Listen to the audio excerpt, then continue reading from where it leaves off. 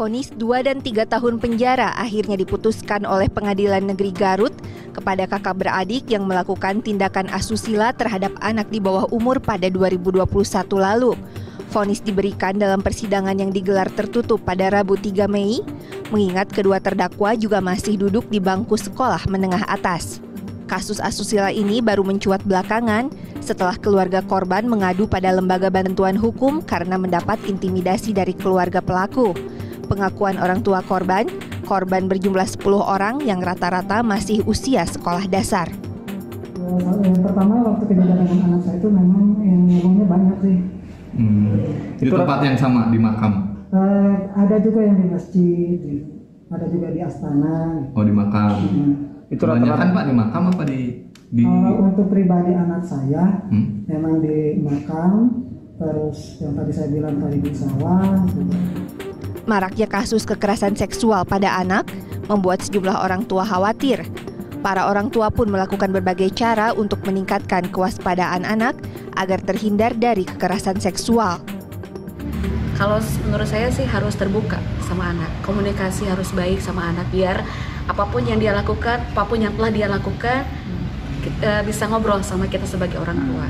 Saya mengenalkan kepada anak pentingnya itu edukasi seks, mulai dari mengenalkan organ-organ kita atau apapun itu, bahkan bila sama anak saya sampaikan untuk tidak sembarang orang menyentuh bagian tubuh yang sensitif.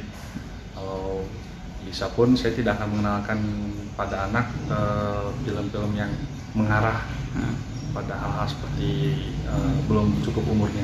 Nyuruh sama anak kalau pulang sekolah gitu, terus suruh ngaji, suruh sekolah agama kalau ada lagi sekolah agama. Kalau ada kegiatan di luar sekolah harus dilihat gitu, dipantau. Di Jawa Barat, kasus kekerasan seksual pada anak terhitung masih cukup tinggi. Berdasarkan data Dinas Pemberdayaan Perempuan, Perlindungan Anak dan Keluarga Berencana DP3AKB Provinsi Jawa Barat, tercatat ada 63 kasus kekerasan seksual anak yang dilaporkan pada 2021. Angka ini naik menjadi 103 kasus pada 2022. Sementara hingga April 2023 tercatat ada 46 kasus yang dilaporkan.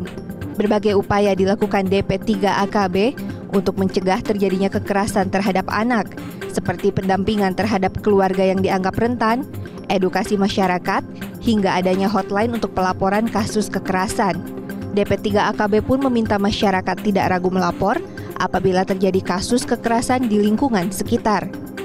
Pelaporan itu bisa melalui WA atau hotline tadi, bisa langsung datang kepada kami UPT PPA di Jalan R.E. Marta Dinata nomor 2 Bandung ya, di belakangnya BSC itu bisa. Nah, nanti pada saat melapor oleh kami akan di asesmen dulu begitu ya. Kasusnya ini seperti apa, nah, di manajemennya apakah ini perlu pendampingan, apakah orangnya perlu diamankan di rumah aman. Terus nanti apabila memang kasus itu diregis oleh kita, nanti ada pendampingan, ada psikolog, ada pendampingan psikososialnya, ya, kemudian ada rumah aman. Psikolog anak Pamela Anggia mengungkapkan ada beberapa hal yang harus diperhatikan sebagai langkah pencegahan kekerasan seksual pada anak. Orang tua disarankan untuk mulai memberikan edukasi seks pada anak sejak dini.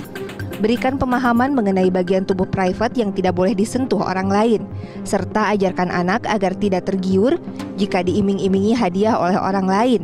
Komunikasi dengan anak harus dijalin agar anak mau bercerita mengenai apapun yang terjadi dalam kesehariannya. Orang tua juga harus mewaspadai perubahan perilaku anak karena bisa menjadi ciri trauma. Perlu juga dilihat perubahan sikapnya, perubahan perasaan terutama. Kan naturalnya anak itu adalah riang gembira kan, ya maksudnya bermain gitu naturalnya anak. Nah, kalau misalnya terjadi perubahan yang drastis, kenapa jadi sangat pemurung atau kenapa jadi marah-marah banget. Nah, ini mungkin yang perlu diwaspadai, ada apa. Itu, atau misalnya jadi sering mimpi buruk, kalau misalnya jadi mengigau di malam hari, itu tuh juga perlu diwaspadai, ada apa. Jika anak menjadi korban kekerasan, maka pendampingan psikologis mutlak diperlukan. Hal ini dilakukan untuk memulihkan kembali mental anak dari emosi negatif maupun pengalaman traumatik yang dialami. Tim Liputan CNN Indonesia, Bandung, Jawa Barat.